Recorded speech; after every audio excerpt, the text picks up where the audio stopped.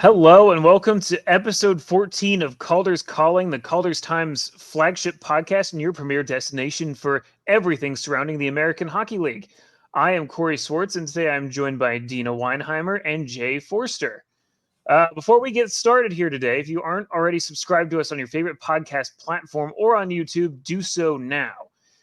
If you're currently watching on YouTube, please feel free to like, share, and subscribe so you can get every episode straight into your feed each week. And I'd also like to thank our show's sponsor, Document Doctors. While not on the ice, they can help you and your business optimize and increase your revenue and profits to a bigger slice. Check out Document Doctors LLC, and don't forget to mention that the Calder Times sent you to them. And speaking of that, eagle-eared listeners of the show will no doubt notice that I used a different name there. So, Deana, how about you maybe explain the reasoning behind that one? Well, as Corey mentioned, and as again, you probably noticed if you've been listening to this podcast at all, that there was a rebrand that happened here on, the day that we're recording, Tuesday, the 23rd of January. And just to kind of keep a lot of the tea or drama or whatever, kind of behind the scenes, we were kind of, I would say kind of forced into a name change from another professional hockey website that felt that the name was kind of encroaching on their territory. So instead of doing this whole long drawn out thing, we just thought, you know what? If we're going to rebrand, now's the time to do it. Basically the Calder Times it is. And, it's the same crew. It's the same style of coverage. You're still going to get the same podcast, the same type of articles. Nothing about that has changed. You're still going to get great interviews, behind the scenes stories, a lot of in-depth coverage. But with this name too, we can, continue to pay homage to the Calder Cup and just the rich history that the AHL and the Calder Cup represents. And yeah, I'm super excited about this rebrand. That's When it you in a think about nutshell. when you think about Calder, and you think about your first thing you'll think of is the Calder Cup, but the second thing you should think about is us when it comes down to it now, basically. So we'll just kind of move on from there. So we'll move on to quick hits right now. And Jay, how about you get us started off with some disciplinary action and a milestone? Yeah, so let's start off over with the Charlotte Checkers. Jutin Sourdif was suspended for 2 games as a result of an illegal check to the head versus the San Jose Barracuda on January 17th. Just the Department of Player Safety continuing to make decisions that I wouldn't necessarily make. I would love some consistency in this, as in all things, but as a result, I believe he's already served his suspension. So he is back up and running. So let's go over to the Grand Rapids Griffins, which is a much more fun quick hit. Marco Kasper named the Howie's Hockey Tape AHL Player of the Week for the period ending January 21st. He had 5 points, including 3 goals and 2 assists, and he led the Griffins to 2 comeback wins over the weekend. Again, just a really great example of a really fun rookie this season. And I know that's I've been banging a couple of drums on this podcast all season, and one of them is how much fun this rookie class is, and Kasper is no exception. I'm a huge fan of his game, and I'm really annoyed about how good the Red Wings prospects continue to look, because they look real good, but Kasper is definitely up there in terms of exciting players for the Grand Rapids Griffins, for me this season anyway. I'm loving this rookie class. Like you said, it's just been so much fun to watch. And I mean, there's been some good ones here because that's kind of hit through the AHL recently, but I don't remember any being this energized, this exciting, this involved with the season. All right, and we're going from the rookies to the veterans, and a veteran that's been around a little bit, Seth Griffith. He actually has now set a Bakersfield Condors franchise points record with his 189 points. So congratulations to Seth. Congratulations to the Condors for getting a new player to hit that new milestone. Seth Griffith is one of those players that in my head is still like 23. And I think that's because I remember him being, a young player in the AHL. And I've just Googled him to find out how old he actually is. And he's 31 years old now. And that seems incorrect because I don't necessarily remember him being drafted, but I remember him making the NHL. So just to kind of conclude that, time is fake and I don't like it. But we have a trade to announce / break, I guess. It happened just before recording. And the San Jose Barracuda have traded for Lehigh Valley's Jordy Bellerive, who is a 24-year-old center. He has 4 points in 28 games with Lehigh this season. The Barracuda, I guess, felt like they needed another body. I know the Sharks are having some injury issues at the minute, so I think they just were like, hey, let's get another body in here, and he can, keep things warm as they no doubt lose someone or a couple of someones to the Sharks for call-ups. Going back the other way is everybody's old favorite, future considerations. I'm sure he'll go on to do great things in Lehigh Valley. Will he, though? I mean, there's not none chance of him doing great things. Okay, fair. It'll be bizarre to see Jordy Bellerive out west. I think that's kind of a new destination for him. I'm used to him, seeing him 12 or more times a season with either Lehigh Valley and or Wilkes-Barre. So it'll be kind of odd to associate him in San Jose. But we'll move along here. Let you know how he goes. That's good. We'll move along into some milestones here next. And I'll start us off here. A pair for the Hershey Bears on Friday. Vincent Iorio skated in his 100th American Hockey League game on Friday. That's just AHL, does not count professional games. He has a couple more with the Washington Capitals. And Dmitry Osipov, who was not slated to skate in that game originally, came in out of necessity, played in his 300th professional game, both on the same day. So it's always nice when milestones align like that. Yeah, it's always fun when you get to celebrate two guys hitting milestones at the same time. Just one milestone over in Milwaukee. Spencer Stastny skated in his 100th pro game over the weekend. That's 83 in the AHL and an additional 17 in the NHL. So congratulations to him as well. And, I just love how some teams will only count like Hershey, their 100th, their 300th AHL games. And then you have Milwaukee that says, you know what, we're going to count all of them. If it's the NHL, AHL, if it's North American Pro Hockey, it counts. I just love that little bit of... Listen, we love a milestone here in the AHL. Oh, yeah. I support it. Speaking of milestones, here at Calder's Calling, you know that we love to celebrate every milestone, especially the ones behind the bench. So this week, congratulations are going out to Assistant Equipment Manager for the Belleville Senators, Michael Boyes, who worked his 500th AHL game this past Friday. And one last one, finally a big milestone to mention for the captain of the Charlotte Checkers, Zac Dalpe. He skated in his 700th pro game on Saturday. Of course, the Checkers made it a special occasion, brought in his sons to read the opening lineups, which was a nice touch. And here you can kind of see it on video here. Really nice scene in the locker room beforehand where, his sons got to read the opening lineup. Love to see it. Yeah, so his two oldest boys are in there. It's not really the best angle because, they're dealing with, kind of a, looks like oddly situated locker room there. But if you look at his boys, they are just carbon copies of their dad. I love this moment right here. Oldest one gets to come over, hug his dad. Just a special moment for the family and the kids right there. And one last milestone to mention, but normally we're talking about milestones, that have just happened. Well, this one is coming up. So this Saturday, the American Hockey League is actually going to be celebrating the league's 50,000th regular season game. Now, there's no word yet on which game is actually number 50,000, but anyway, congratulations to the American Hockey League. And actually, they're the ones giving the gifts out on this kind of big milestone, birthday, whatever you want to call it, with fans being treated to what they're calling a free view on Saturday of AHL TV. Now, Saturday, all 32 teams in the American Hockey League will be playing 16 games on Saturday.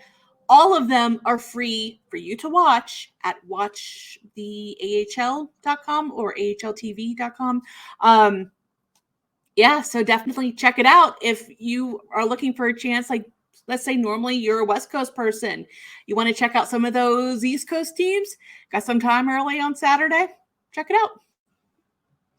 And I love that they're doing it on a Saturday as well, unlike a certain league that we will not mention who decided to do their like NHL Frenzy Day or whatever it was, and have all 32 teams playing on a Tuesday, which... Sure. Ouch. So shout out to the AHL for actually getting it right and knowing that what the people want is an entire Saturday full of hockey. They should make like an Easter egg hunt of some kind, like celebrating their history, like across all of 16 broadcasts or something like that. Like something to celebrate the milestone and, reward people who want to watch all of the games.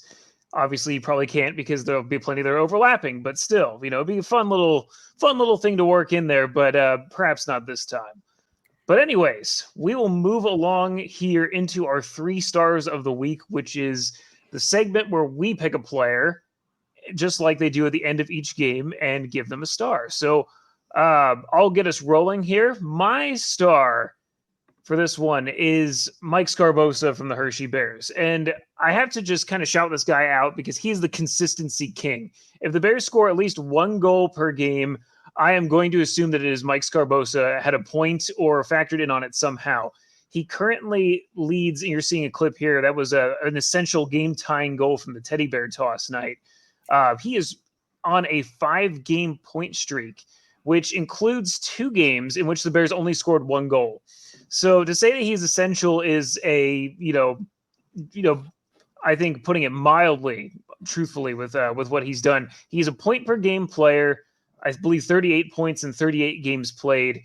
I'm curious to see if that would be a sustainable thing for him to, keep going down the stretch, because it would eclipse his point totals in terms of assists and overall points. Just amazing to see a guy that, used to be known for his goal scoring. He was a former 30 goal scorer his first year with Hershey. Now he's piling on assists and points and, really, contributing, but in a very different way from what was once the norm for him. So I think that, his versatility and, what he brings to this team. I mean, let's just face it, the Bears aren't in first place in the league without Mike Sgarbossa. So I had to, give him a little bit of a shout out, even though it's, it's totally what you'd expect me to do.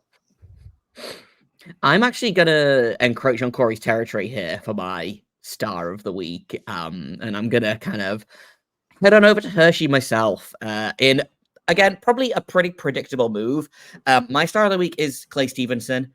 And as we're kind of seeing on the screen right now, he is the Bears single season rookie shutout record holder with his 6th of the season that he got on, I believe, Sunday night, if I'm reading the calendar correctly. He is currently leading the AHL in shutouts, goals against average, and save percentage, and he's doing all of that as a rookie. He is 24 years old, I believe, about to turn 25. And I love when goalies do good things, and he's doing some excellent things right now. Has allowed 1 goal in his last, again, I can't do math on command, but I believe it's on his last 55 shots, he has allowed 1 goal. Wow. So shout out to Clay Stevenson, who, the Bears aren't where they are without Mike Sgarbossa, but I also think that they aren't where they are without Clay Stevenson. Yeah. Corey, I'm going to go ahead and let you talk about this one because you are everything Hershey Bears. So yeah, it's definitely a great point that, the Bears aren't where they are without Clay Stevenson as well as Mike Sgarbossa. And I'd like to point out that game on Saturday for the Bears was not an easy one. They had come off of a lengthy travel coming back from a really emotional game against the Hartford Wolfpack. It was not an easy game. It was 29 difficult saves for Clay. He, really had to face the brunt. The Wilkes-Barre was rested. They're fully loaded. They have a lot of good players on their team now. It's really just a tribute to, the Bears team play defensively, as well as, all the great things that Clay Stevenson has done that, kind of earned him that shutout. It's a mark that's, this isn't a, 18 save shutout where the goalie faces, 5 to 6 or 7 shots each period type of thing. Like they had to definitely earn that.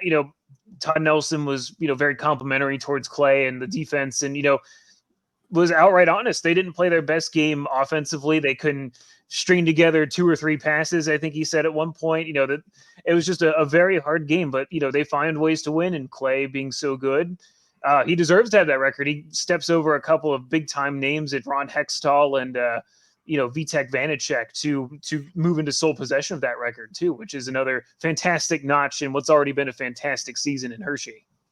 And he's only halfway through the season as well, which is, he's on pace for 12 shutouts, which is, frankly, too many shutouts, and he should think about sharing them around. I do want to issue a small correction to myself. He has allowed 1 goal in the last 52 shots, not 55. So, still very impressive. Well, it might be 55 by the time all is said and done. This is true. It might be more than that. But I'm going to interrupt the Hershey parade here. And I am going to go over to the North Division, to the Syracuse Crunch. And I would like to talk a little bit about Jack Thompson, who scores this goal here from way downtown, somehow finds a lane through all that movement and just boom, right past the Utica netminder. And Jack Thompson, okay, he is on a 7-game assist streak, which is the longest active streak currently in the American Hockey League. Now, if he continues to streak 1 more game, he's going to tie the season high assist streak record of 8 games, currently held by Hartford's Mac Hollowell, who had that from the season opener from October 23rd, 2023 to November 3rd, 2023. Now, Jack Thompson's streak started right before the start of the new year on December 29th. Now, in 2 games last week, he scored 1 goal and 1 assist in each game, ultimately coming out with a +3 rating on the weekend, a 4-2 win over the Providence Bruins this past Friday, and a 5-2 win over the Utica Comets on Saturday, which was in that clip that I showed you. And so one thing I love about this is it just seems like the Tampa Bay organization, the Syracuse Crunch, always have these gems of players that come out of literally nowhere. I don't know if they're in just like a bargain bin down at the dollar store or where they come from. But here is a defenseman coming out of nowhere, again, having 0.75 points per game. He's second highest on the team for defense. He's just drafted in 2020, a 3rd rounder, and he has just come out of nowhere, already eclipsing his points total for last season. So in the 22-23 season, in 71 games, he had 23 points. In 36 games this season, 27. So yeah, the Tampa Bay Lightning have themselves a nice young gem there on defense. And yeah, they just keep coming out of nowhere. There's always a guy or two that pops. This year, on top of the normal Gage Gonsalves, Jack Thompson is the one to watch coming out of that organization. Yeah, really good stuff there across the league this week. Before we move on to our segment section, we'll have a little bit more to share about our sponsor for the podcast here, Document Doctors.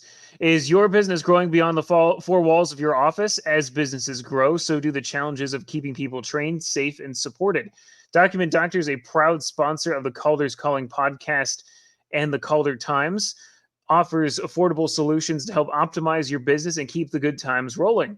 They offer content-focused solutions such as training document creation, back office process optimization, policy and procedure development, and so much more. Support the podcast and the Calder Times by visiting them at Document Doctors LLC. And don't forget to mention us when talking to their team of contentologists. Shop and support small businesses today. So I believe we're going to be moving into a little bit of a power segment here for Deana's segments. Deana, what do you have for us today? So I want to talk about the Central Division. It's not a division we talk about a lot here on the show, just because of how we're naturally set. You know, Corey's our Atlantic Division expert. I know more about the North. Jay's got the Pacific handled. But we're kind of missing that Central Division. And, you know, there's so much that has happened in the Central Division over the last few weeks that unless you're paying attention, there might be some surprises. So the first thing I want to bring up here is the Milwaukee Admirals. Now, if you remember, like at the end of 2023, the Texas Stars were in first place. You know, Neil Graham's going to the All-Star Classic here in just, what is it, like 2 weeks now? A little over 2 weeks, something like that, to coach the Central Division because his team was in first place. And they actually announced that ahead of the deadline, meaning they had such a, Texas Stars had enough of a lead that Milwaukee or no one else was going to surpass them. Well, now Milwaukee has gone undefeated to start 2024. They're on a 7-game win streak. They've won 9 out of their last 10. Meanwhile, the Texas Stars have dropped the last 6 games. They have only won 7, they have lost 7 in their past 10, only winning 3. And honestly, guys, this is not looking good for the Texas Stars. So this season, they are in terms of records, 17th at home at 8-5-2-1, good enough for a 5.94 points percentage. The road is even worse for them with a record of 11-9-0-0 at a 5.50 points percentage. Now, one thing I really wonder here is if you've been paying any attention to the transactions at all with the Texas Stars and their NHL affiliate Dallas Stars. Goaltender Matthew Murray has been up and down more than a ping pong ball. It has just been, it seems like every day, every other day, he's just getting loaned, recalled. I'm wondering if this might be wearing on him a bit this season. So I looked up his and Remy Poirier's records and stats for this season. And guys, considering we've talked about the absolute scoring prowess on this Texas Stars team, it looks like goaltending is where they need some help. So Matthew Murray has a 2.95 goals against average and a .904 save percentage, only winning 8 out of 16 games played out of all what they call qualified goaltenders. So I believe it's when they talk about qualified goaltenders in the AHL, I believe that's goaltenders that have played at least 10 games. So out of those goaltenders, he's 34th in the American Hockey League in terms of goals against average. Remy Poirier, 11-7 with a 3.1 goals against average and a .907 save percentage. When sorting for goals against average, he's 39th. Looking at save percentage, Poirier is actually ahead of Matthew Murray at 23rd, and Murray is 29th. It's just, when you've got still Logan Stankoven, rookie, we're talking about rookies earlier, and Maverick Bourque, your top 2 points getters in the entire league, and then you have that in net. I was wondering if this wasn't going to come back to get them at some point. It looks like it has. And I don't know what's going to stop this. I don't want to say bleeding, but it is kind of just this massive bleed out of Texas's wins. It's not happening right now. I think partially it's that Maverick Bourque has gotten a bit cold recently as well. And, sometimes you can score your way out of problems with goaltending. Sometimes you can't. So Bourque has 2 points in his last 5 games with Texas. And that's extremely unlike him. So I assume he's going through a cold streak. He'll be back soon. But until then, I think it is going to be a case of, well, someone's going to have to score the goals, and it's not going to be Bork, so someone else is going to have to step up. Stankoven is still producing like a word that I don't know that I'm allowed to say on this podcast. But I mean, yeah, but it's not a good look when you have one player go cold and then you drop 6 straight. Mm-hmm. It's just something's got to give there. And I know they're probably still feeling really good about their team. I know last season I talked to Neil Graham up in Grand Rapids when he was there on a road trip, and they were talking about how this roster then, and still carrying over into this season, they have spent years just curating it, working it, getting it to where they want it. And now for them to go basically looking unstoppable in the Central to this, I don't know. I would like to see a move happen, maybe just to try to, even if it's just like, hey, let's kind of do a little bit of shuffling, sit some guys maybe. I don't know what it is, but something has got to give with this Texas Star team, because, I mean, gosh, let's just look at the standings real quick. So Milwaukee, again, who was trailing Texas Stars by a decent portion to round out 2023, is now 8 points ahead of them. And again, they're on a 7-game win streak. Grand Rapids Griffins, going to do some quick math here, is 4 points behind Texas, and 1 point behind Grand Rapids is Rockford. So if they don't get a handle on the slide soon, they're going to start falling down the standings quickly. So I'm just going to pivot just real quick, just because we have spent a decent amount of time on this podcast kind of talking about the Chicago Wolves and that whole experiment and how it's not probably working and all this. But guys, I think Chicago has figured themselves out. They are now 5th in the Central. They're no longer last. They are 5-3-2-0 in their past 10. And get this, their power play is 2nd in the American Hockey League, clicking along at 24.4%, only 0.2 of a point behind the leading Texas Stars. So kind of tying this all together here. Rocco Grimaldi and Chris Terry are 4th and 5th in the league for power play goals with 8 each on the season.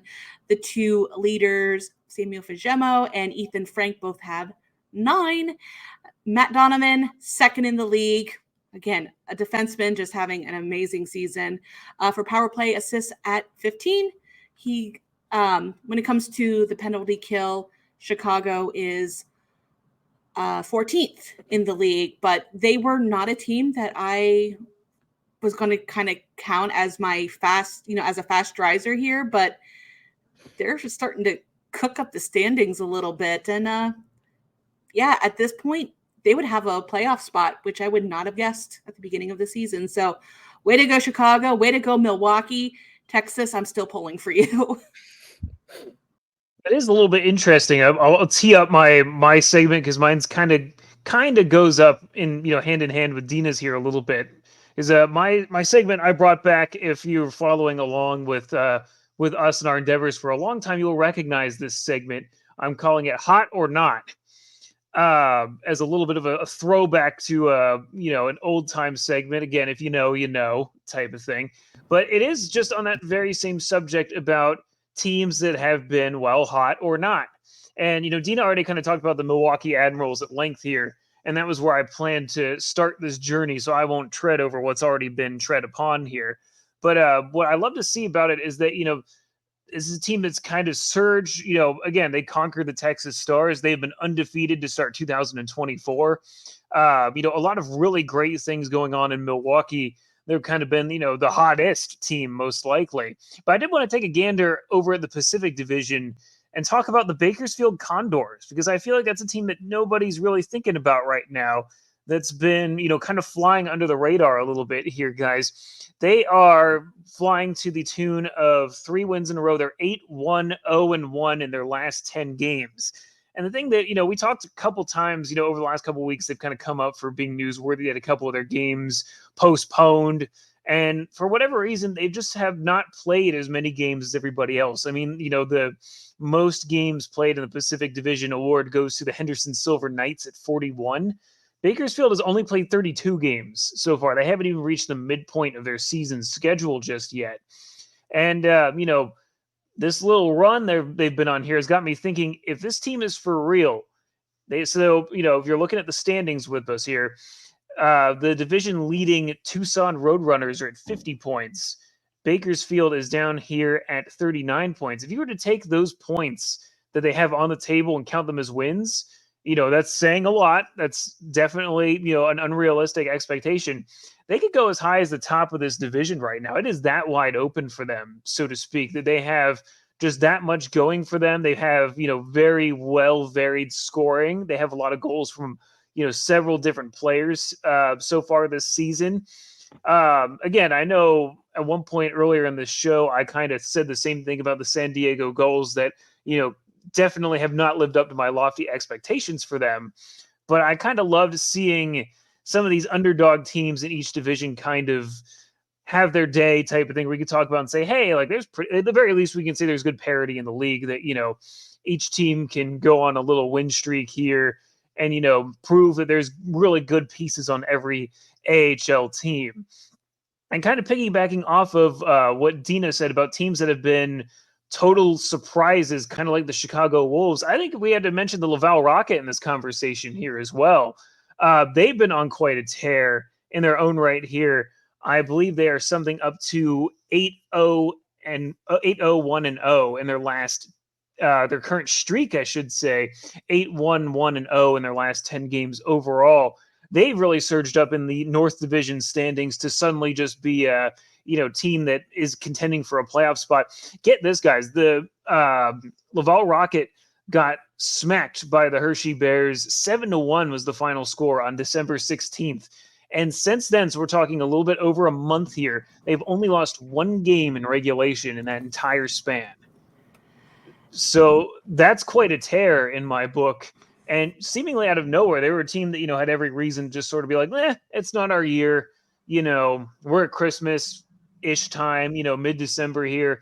And it's just been, they've kind of been, I would say, written off by a lot of people in the league so far in the season. And, here they kind of go turning it around. And they've beaten up on a lot of their North Division rivals here. I know Belleville's a team that's been kind of victimized by them recently. I think it's worth mentioning, we're kind of seeing it with a lot of teams. Texas is one. Milwaukee's kind of on the other extreme of things here in the hot or not category. Is that, this stretch, I would say, post the holidays through January and February, are really kind of the doldrums of the season where you start to see if some of these teams in the first half are as good as they were in the first half type of thing. Texas is a team that they were really good. They've kind of fallen off a little bit. I kind of like to point, I've seen it with my own beat with the Bears, is that, Todd Nelson was calling it for a long time. He said, we're going to hit a period of time where we struggle and there's going to be some things that are tough and we're going to go through adversity. And, that's where they're going to see what kind of measure of a team they really are.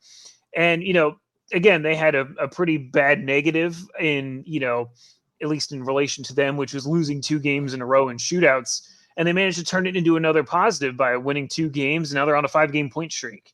So it's something that can really kind of leap out at you this time of year. And, you really kind of look into this period of time and down the stretch is saying, okay, who is struggling more than we thought and who's succeeding more than we thought. And as for the knots, there's a few contenders for knots. The Manitoba Moose and the San Jose Barracuda have each lost 9 games in a row in different fashions. The Iowa Wild are struggling. They finally found a win, but they're 2-7-0-1 in their last 10.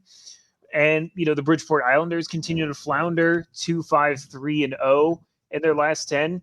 And similarly, the stocks are plummeting for the Utica Comets and the Toronto Marlies. And, again, the big question is how much of this is for real and who will rebound out of this slump and who will fade from these hot hands here. It's very fun to watch this time of year. So I want to just kind of go back to your point about the Laval Rocket here for a second, because we were talking just a few weeks ago about the massive amount of injuries and just how they're not getting any luck, and then, you know, what's going to happen because all they have is just Joshua Waugh, and, you know, what are they going to do? But now, since, you know, the turn of the calendar year, which it seems like it has affected most teams either for good or for bad, but Laval has really found a lot of scoring up and down the lineup. You know, it's like for a very short time they had Arbor Jackeye down from the Canadians. He contributed a little bit. But yeah, you know, they had Jared Davidson pitching in. Emil Heineman has actually been a pretty decent contributor for them, scoring in more games than not here in the new year. Not Jacob Larson. He plays for Belleville. He doesn't play for Laval.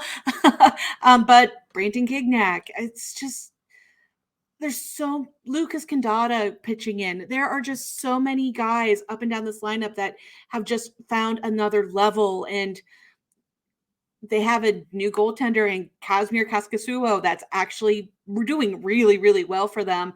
I mean, gosh, Manitoba Moose, he saved 28 out of 29 to give his team a 4-1 win. It's kind of like the Kazimir Kaskasuo redemption tour / hey, Laval has figured out how to score beyond Joshua Waugh. And it's just working out perfectly for them. It is interesting and worth noting as well. Shout out in Laval to my guy Philippe Maillet, who, you know, former Hershey Bear. This guy's been on a tear as well. This is a guy that, you know, Bears fans know better than most, can score a boatload of points here. You know, when he was playing with Matt Molson and Hershey for those couple of seasons there, you know, former 54-point scorer with the Ontario Reign back in the 18-19 season. It's worth mentioning with his stats in his last few games, he's been about a point per game player. You know, only in his last game, and someone managed to finally hold him off the scoreboard. I think they're kind of looking to a few of those guys to really get going. And like you said, they've had some help, but these right guys have been, you know, really starting to contribute in a big way for them. And as you said, with the Kazimir Kaskasuo, I always find him funny that, you know, he had a little bit of a social media following before he, you know, kind of got into his contract. I've seen a lot of his clips. I was just watching one yesterday of him testing out a new pad setup, and, you know, he was talking about, it almost seemed like he had a teleprompter where he was answering questions about the gear, and he was like, you know, talking about it like as he's making saves and catching pucks and stuff. And, you know, I live for the goaltender content as Jay does, I'm sure. So I thought it was really cool, and it's you know, it's cool to see some of these players and teams, you know, heat up. It adds some of that intrigue down the stretch here for towards the playoffs. Yeah, it's fun when there are more good teams. You know, I think parity in the league is always a good thing. And you know, your opinion may vary on that if you have a good team or not. But I think, you know, if the same team wins over and over and over, like, I don't know, I find it boring. Like, I live in a country where there's like 3 soccer teams that win every single year, and no one else ever really gets a look in, you know? So I think it's fun when more teams are competitive. I think it's fun when more teams go on these hot streaks. It's gonna be interesting. I don't think anyone's catching Hershey, but I feel like someone is getting close. I had the standings up and then closed them because that's what I do.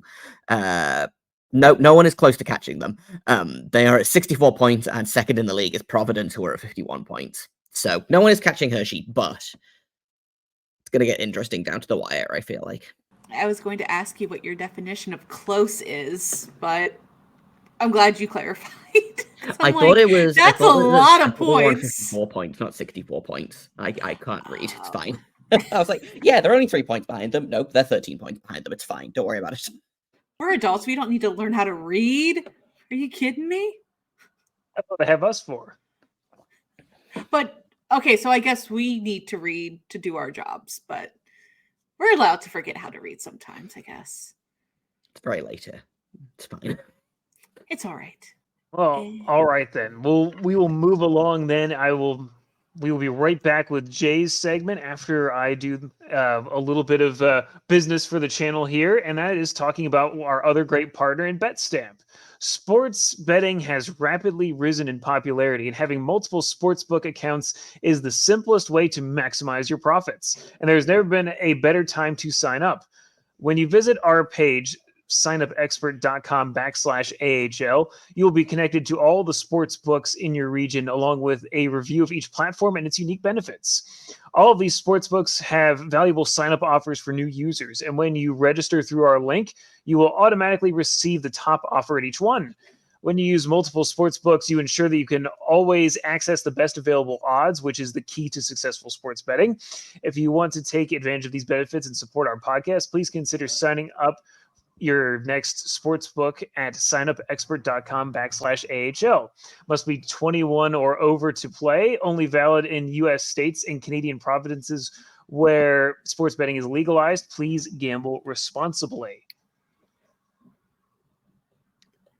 So my segment is actually going to follow on kind of neatly-ish from Corey's segment, and we didn't plan this, we swear. We just all happen to have independently picked topics that kind of flow into one another.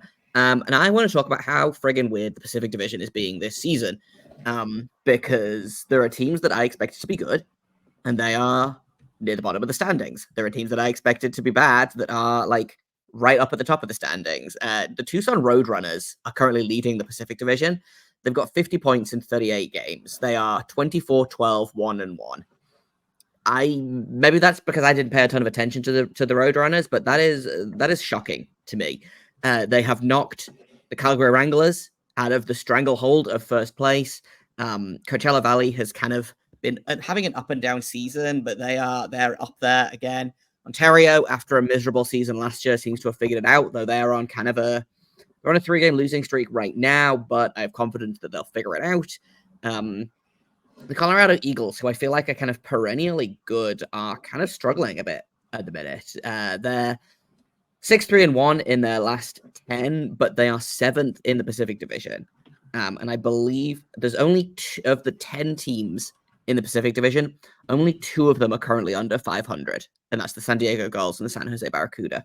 So, like, it's the biggest division. It's, in theory, the easiest one to make the playoffs in, but it also might be the toughest division. I'm looking at this now, and, like, yeah, no, I'm standing by that. I think it's the toughest division. 8 of the 10 teams are above 500. San Jose Barracuda continue to struggle. Like you said, they're on a 9-game losing streak. The Gulls have started to figure it out and then decided actually they don't feel like doing that anymore. I feel like it's been a complete upside down from last season. A couple of teams accepted, but like I feel like Tucson was not great last season and suddenly have jumped. I feel like Colorado was great last season and have suddenly fallen. And again, that's kind of going back to my comment in the last segment on parity in this league. Is I feel like, generally speaking, you can look at the NHL and guess which teams are going to be good, which teams are going to be bad, and which teams are going to be stuck in that kind of creamy middle of missing the playoffs and not getting a top 10 pick. The AHL, I feel like I look at the AHL and I'm like, I have no idea who's going to be good this year. And that's not from like lack of knowledge. That's just because I feel like the AHL is a wild league that, it's always exciting. And do I think it's extremely likely that the Barracuda are going to come back and make the playoffs? Probably not, but it could happen. And I think that's the fun of the AHL. So I'm excited to kind of do more deep dives into which teams are on the rise, which teams are on the fall. But I decided, hey, let's take a look at the Pacific Division. It's my home division, technically speaking. And the answer to what's going on in the Pacific is a bunch of weird stuff, mostly. The Tucson is the one that really gets me, like Tucson leading the league. Calgary, I think, has struggled a little bit this season because Dustin Wolf has been kind of going up and down, and the reigning all-star of the league missing from your team is gonna cause a dip, but they'll figure it out, I'm sure. But as of right now, I'm kind of rooting for Tucson to win the division flat out, because I think that'll be fun. I think it'll be neat. So you weren't wrong about Tucson. So about coming out of basically nowhere. So they finished 7th in the Pacific Division last year with a record of 33-8-1, I believe. Sorry, wow, let me try that again. 33-8-1, good for 69 points, and that was a .479 save percentage. And then this season, they're up to already 24-12-1-1 for 50 points. So, yeah, they came out of nowhere, but I just have one question to ask the entire Pacific Division with everything that's going on right now. One of my favorite memes ever. Are you okay? And that's not even... God. I didn't have the screen open, the StreamYard open, so I just flipped back to that. That got me. It's one of my favorite memes of all time, and like that's not even talking about Bakersfield, which Corey mentioned in his segment as well. Of like, yeah, you know, right? If they win every game to catch up, they are at the top of the league. But looking at, so they're at 32 games played right now. Leading the league in games played, I believe, is Henderson, who are at 41, and so they've played more than any other team in the league right now, apart from Providence.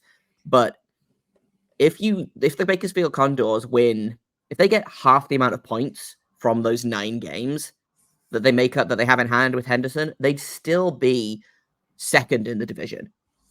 And that's only if they won half of those. If they get 9 points out of the 9 games that they have to make up, they'll still be second in the division, just behind Tucson. So don't sleep on Bakersfield is what this podcast is saying to you guys. I think is the conclusion of this is don't sleep on Bakersfield. I mean, the whole turnaround that has happened between Edmonton and Bakersfield since the coaching change and all that going down, you know, just nothing good was happening in that entire organization. Like, remember when, and my brain has just decided to stop working at, 7-ish on a Tuesday evening. You have a goaltender sent down. He's not even winning down there. Jack Campbell, that's it. I knew it was Campbell. I couldn't think of his first name. Nothing was going right. And then this magnificent coaching change happened, and the entire organization has done a complete flip. And good for them. But it's going to be a race down to the finish. And I would love to know what makes the Pacific Division so, like Corey has talked about the Atlantic being a parking jam, a parking lot. But what makes the Pacific Division so competitive? I mean, especially in that top 7. It's all that sea air, I think. Fair. They're right next to the ocean, and that gives them powers. Because that's how I feel when I get to see the ocean, is I feel like I am a better person. And so I think being next to the ocean makes the team better. This does not work in the NHL, obviously. But this is my AHL theory, and I'm sticking to it, is they get to see the ocean, and that fixes them. So that's what's wrong with Colorado. They don't get to see the ocean as much. They're not close enough to the ocean. That's also what's wrong with Texas. Got to be close to the ocean. But they're closer than Milwaukee. But Milwaukee has the lake. We could go on a whole thing with this. Yeah, I was going to say there's a if you'll excuse the pun, there is a deep dive to be done here in terms of closeness to the ocean and success in the AHL. But that is not a topic for, maybe that'll be my topic for next week. Maybe I'll look at how good a team is relative to how close they are to the ocean. Or other large bodies of water in the case of the entire North Division. Hey, Cleveland's right next to a big old lake. Power of Lake Erie. There we go. I might be onto something here. This is not nothing. Honestly, you might be. You really might be. Except for Tucson. I guess we'll let our audience go with that. We'll go on some thoughts. We're in the middle of January. What better note to leave off on than thinking about the beach and warmer weather? So That will be all for this week's edition of Calder's Calling.